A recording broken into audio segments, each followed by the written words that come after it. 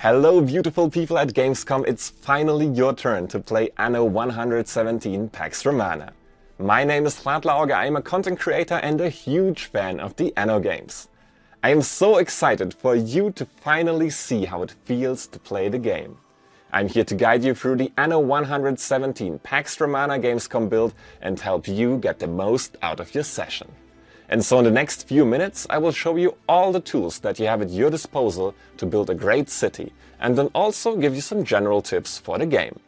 So let's not waste any more time and get right to it. First off, you can choose in which province you will lay the foundation to your future empire. For this Gamescom build, I suggest you start with Albion, as this is the first hands-on experience in which you can look at this mysterious new province. This will also be the province I will show you in this quick tutorial, although the same game concepts also apply to Latium. And so your journey begins. In classic Anno fashion, you start with a ship, a trading post and a dream. You arrive as a Roman governor to the mysterious new province of Albion. First off, you will need building materials, so wood and a woodcutter will be the first buildings you should construct. Search for a nice dense forest to place the woodcutter, and as soon as you see 100% coverage, you are good to go. In order for the wood to go from the woodcutter to the sawmill, you will need a street connection. For goods to then become a usable resource, you will need to connect it to a warehouse. But for now, the trading post acts as your first warehouse. It will take time for your first pieces of timber to arrive in the trading post. Like in real life, production takes time.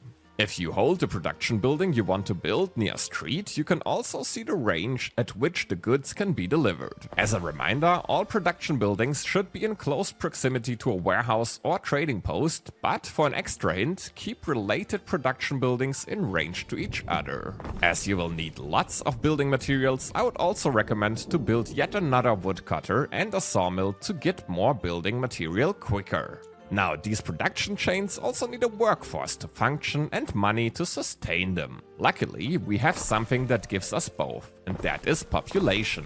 So, it's time to build the first houses. These also need a street connection. Also, for reasons I will explain to you in a minute, it makes sense to build more of them close to each other in a neighborhood-like fashion. Now that you have your first population, the inhabitants also have their own needs. After all, a well-fed population is a productive one.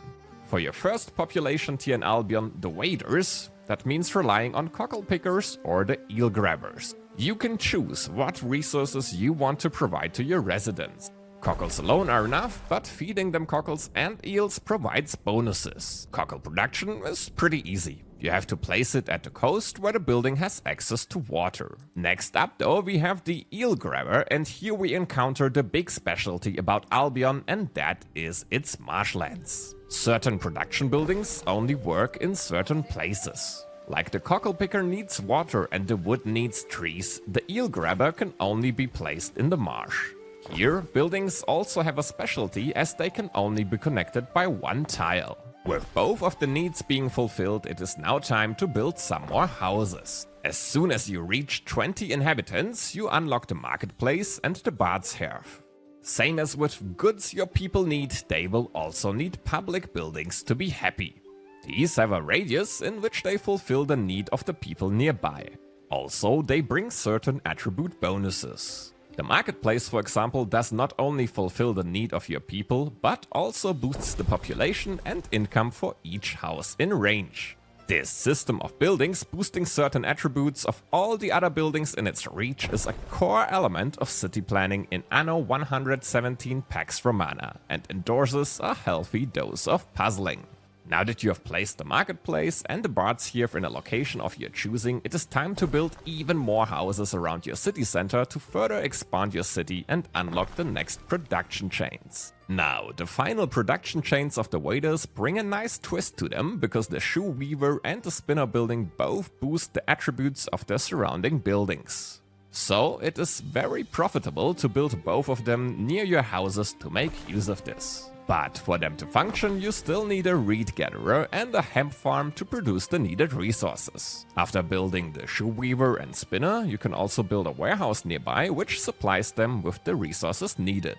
The reed gatherer in turn needs to be placed on the marshland again. As soon as all the resources are gathered and the goods produced, you will have provided everything the waiters need.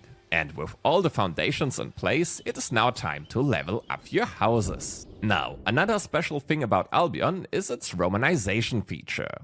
You can choose if you want the population to continue developing in the Celtic way, or if you want to open your population to the Roman way of life. Be warned though, for this Gamescom build your choice is permanent and you can only make it once per run. Now, after having chosen either way, the core game principles stay the same. You can build more production buildings to fulfill more needs and further your population. But keep an eye on resources, each tier requires something new. I only covered the very basics of how to start, but there's so much more to explore and many people to meet in Anno 117 Pax Romana. In this demo you will encounter other Roman governors, traders, uncover new items, unlock new technologies in the discovery tree and choose deities to worship.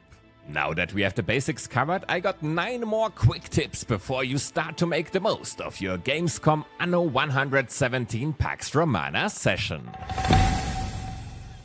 You can send your ship out to discover the beautiful map. This way you will also make contact with the other NPCs and traders. Beware of Voda, the leader of the Celtic resistance in this province, as they tend to be quite aggressive. While placing a building, you can rotate it by pressing the dot or comma button. If you would like to change the pace of the game, you can do so at any given time by clicking on the corresponding buttons in the bottom left corner. If you want to look at your creation in a different light, you can do so. Also in the bottom left corner of the UI you can choose between different day and night times. On a side note, this does not affect gameplay, so don't worry about playing around with it until you find the perfect lighting. Although the production buildings look absolutely stunning on their own, you even have ornaments which generate prestige when placed. You can choose them from the ornament menu and place them solely to make your city look even better than it already does. If you ever run in trouble or need a guiding hand, you will always find some helpful texts by your advisor Benbalion in the top left corner of the screen. Also, if a building is not properly working, it will display a red symbol which will inform you what the cause of the problem is. If you wish, you can place your villa, which will become your Roman home in Albion for you and your guests. The villa will be available at Tier 2 as an optional building. Don't forget to connect it to the street network to reap its full benefits. If you ever run into catastrophes in the second tier, you can build safekeeping buildings like the Vigiles, the Medici and the Custodes. And last but not least, build a Grammaticus to generate knowledge and start using your discovery tree. Now remember, this is just a slice of the full game, and you only got a glimpse into an incredible world full of epic cities, colosseums, legions, and exciting new regions when the game comes out this November on the 13th. And if you are in need of tips to master the game, feel free to follow my channels on YouTube, Instagram and Twitch for more tutorials and quick tips for Anno 117 Pax Romana.